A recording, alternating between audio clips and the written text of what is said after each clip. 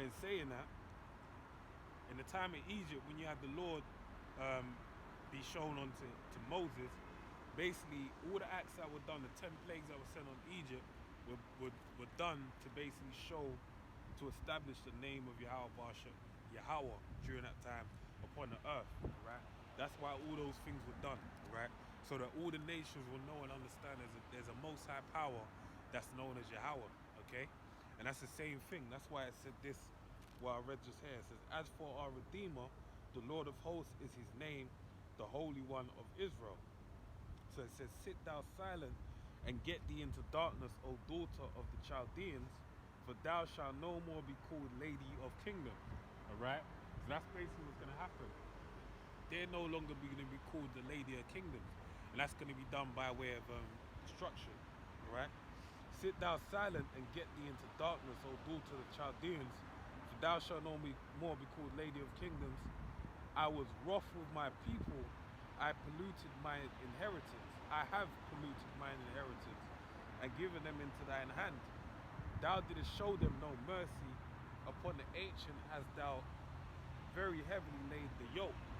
Alright, and that's basically talking about the fact that, hey, when we were put into slavery, that was in accordance with Psalm 17. Alright, the fact that Esau Edom is a sword in the left hand of the Most High Power, and it was basically to whip us back into shape in accordance with the curses that are written in the Word, all right? But in the Lord doing so, all right, him handing them over to Esau Edom, what happened with Esau Edom is they basically went, they took it too far, basically. It went one step too far. And where they took it, the one step too far is, hey, we're in captivity right now, and the punishments that they're putting upon us is far beyond what needs to be made, all right? They even make accusation against us to the Heavenly Father and basically saying that we ain't doing what we're meant to be doing. But guess what? He ain't giving us the opportunity basically to be able to do the things that we need to do, all right? For example, you're not meant to eat, according with the Holy Bible, going into the Levitical law in the book of Leviticus 11, it tells you about we're not meant to eat any swine, basically. We're not meant to eat no pig. But then this man basically puts a layer of a coat of pork on all the chicken, right? So now how are you meant to keep the law if all the chicken that you get is basically layered with pork, all right? And that's one example, because someone may say, well, then just eat mackerel or eat something else, don't eat that. But then when you go to all of it's tainted. As the book of Ezekiel tells you that we shall eat our bread defiled among the Gentiles, all right? But that's the point. He's making accusation when he has control to make good of those things, but he ain't doing so, all right? So that's one of the ways in which he's forwarding, he's laying a heavy yoke, all right? So verse 7, it says, and thou saidest, I shall be a lady forever, so that thou didst not lay these things to thy heart, neither didst remember the later end of it, which I believe is the latter end of it, all right? So they basically said within themselves that, look, we're going to be blessed forever, all right? And even in the book of Psalms, I believe in the 50th chapter, the Lord basically spoke of that they basically thought that the Lord was at one with them because of all the affliction they put forth, because he didn't bring forth a speedy judgment, that basically he was down with it. But no, right? Galatians 6 and 7, what does it tell you? It tells you, be not ignorant, the Most High is not mocked, for that which a man sow shall he also reap, all right? So basically, whatever you do, wherever you sow into Satan saying it, wherever you sow out there, wherever you do, you're basically gonna reap back whatever you've done, all right? So all the blood that Esau has spilt, he basically got a blood debt on his hands, on his head now, that he basically has to make good on, all right? So reading on, it says, therefore hear now this, thou that art given to pleasures, that dwellest carelessly, that sayest in thine heart, I am, and none else beside me. I shall not sit as a widow, neither shall I know the loss of children. All right, that's the pride that's thinking that's coming from Esau. All right, that no bad's gonna happen to him. But the Lord said, pay attention. All right, but these two things shall come to thee in a moment, in one day, the loss of children and widowhood. All right. So the Lord has basically got a day allotted as to where judgment's gonna fall upon Esau, Edom, right? The so-called white man, as he calls himself today, and he's not gonna be able to move himself away from that. All right. Which I believe is gonna go on to say. It says and the multitude they shall come upon thee in their perfection, for the multitude of thy sorceries and a great abundance of thine enchantments. And even right now, where I'm at, basically not too far away from me, is bloody the Cleopatra's Needle, right? And that's a representation. Years ago, we came down there, headed by the elder brother over here, Ramar.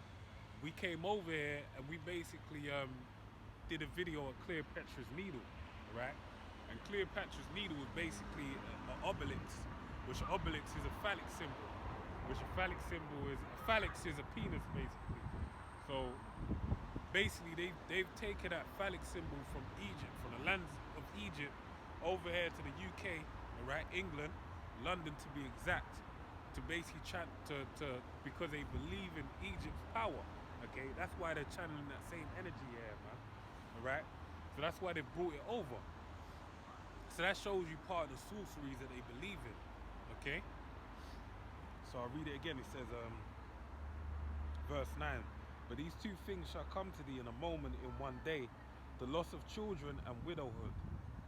They shall come upon thee in their perfection, for the multitude of sorceries and a great abundance of thine enchantments. Alright, so that's what's going to happen due to what?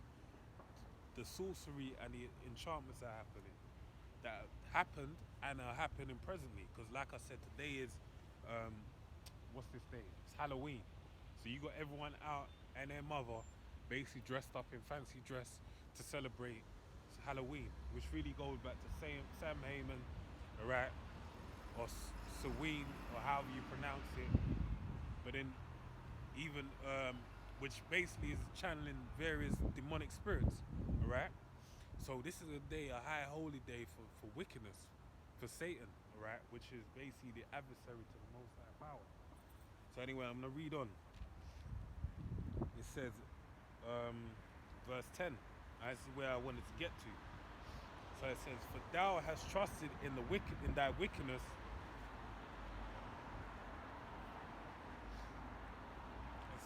it says, for thou hast trusted in thy wickedness, thou hast said, none seeth me, thy wisdom and thy knowledge have perverted thee. And thou hast said in thine heart, I am, and none else beside me. Right, and even them saying that, that's something that the Most High would say, right? Because the Most High is just that being a fit. When I'm talking about the Most High, I'm talking about the Most High power, the Most High God, right? His name being Yahweh. Okay, so that's a phrase that he would allot to himself, as rightfully so, because he's the most high over all these different spiritual entities, right, that have been proliferated on the earth, right? And in saying that, basically they're putting it's a demonic energy they're putting themselves, because it's pride, right?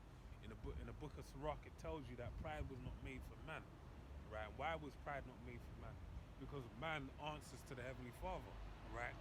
You can't go and say that I'm going to do this, that, and the other, because the Most High is in control of all movements that man make, right? So anyway, reading on verse 11, it says, therefore shall evil come upon thee, thou shalt not know from whence it riseth, and mischief shall fall upon thee, thou shalt not be able to put it off, and desolation shall come upon thee suddenly, which thou shalt not know, right? So basically, all these judgments are going to come to pass in a time where it would have been, it won't be expected, right? Because the Most High is working on His time and His time alone, all right? So when it's due to happen, that's when it's going to happen. So verse 12 says, stand now in thine enchantments, and with the multitude of thy sorceries wherein thou hast labored from thy youth. if so thou shalt be able to profit, if so thou mayest be able to prevail. And I'm going to read that point again because that's the point. Because it being that, hey, when these people come into power, they basically established it under the guise of witchcraft and demonology, different things, different energies that are on the left-hand side. Because that's Esau's power, okay? Dealing with a sword, it's the left-hand side. Witchcraft, sorcery, it's the left-hand side. It's all against the Most High power, right? So it says, stand now with thine enchantment and with the multitude of thy sorceries, all right? Wherein thou hast labored from thy youth, right? So from the beginning, that's what they've labored in, all right? So even as Samuel spoke, he said witchcraft is he said rebellion is as the sin of witchcraft, all right? So basically, hey, when you go against the righteous path, basically that's witchcraft, okay? Because when you what's going against the righteous path? The law, statutes, and commandments. So if you do, a key example I use to establish the point is what's this man's name? I'm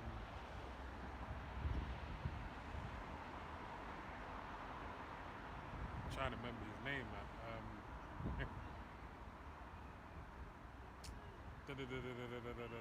Do as I will. His name is escaping me, man. If it come back to me, I'll say it. But basically, what he used to do is he used to do anything that was written in the word to do, he would do again. So he eat basically fat of animals that you're not meant to eat because it gave him power. He basically do everything that's against, contrary to the scriptures, to give him power. And then he started seeing demons and whatnot because it was down to the fact that he was tapping into a demonic energy that allowed him to gain power, right?